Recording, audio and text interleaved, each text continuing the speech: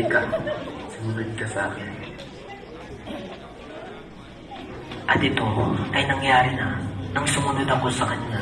Namasdan ko ang aking sarili na ako ay nasa isang madilim at mapaglaw na ilang. At matapos na maglakbay ako sa loob ng maraming oras sa kadiliman, nagsimula akong manalangin sa Panginoon na maawa siya sa akin. Alinsunod sa nag-uumapaw ng magiling na awa.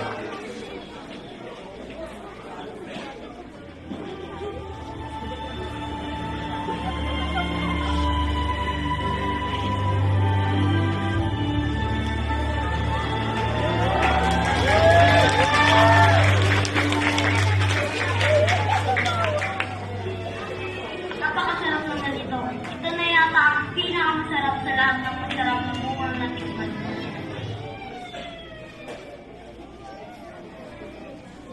Saraya, Sam, Lipay, halikayo at tikman niyo ang bunga ng punong ito. Napakasarap.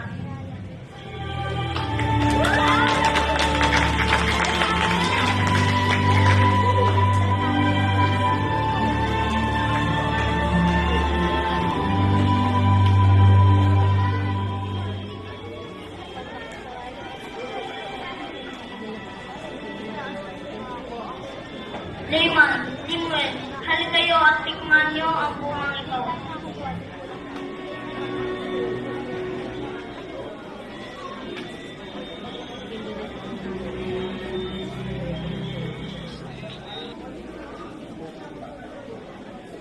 At nakamalas ako ng gabay na bakal.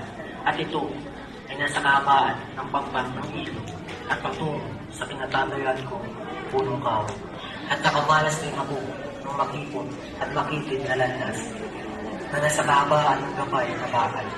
Maging hanggan sa kinatatayuan ko, punong kahoy at patungo rin ito sa dulo ng bungay, patungo sa malaking malawak na parang.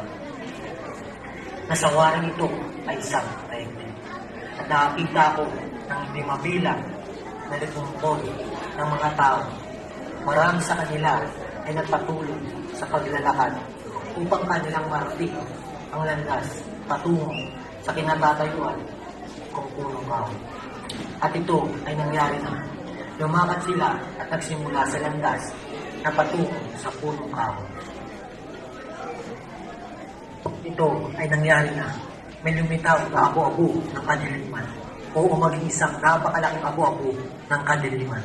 Kung kaya nga't sila ng mga nagsimula sa landas ay nangaligaw at sila ay nagpagala-gala at nangawala. At ito ay nangyari na. Nakamalas ako ng iba pang nagpapatuloy sa paglalakad at ako nagtungo sila at mahigpit na umawak sa dulo ng gabay na bakal. At sila ay nagpatuloy sa paglalakad at sa apo-apo ng kadiliman. Mahigpit na nakakapit sa gabay na bakal, maging hanggang sa makalapit sila at makakain ng bunga ng punong kahoy.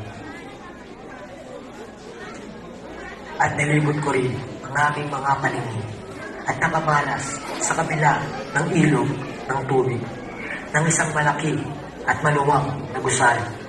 At nakatayo ito na sa wari ay nasa hangin, nakalutang sa ibabaw ng lupa.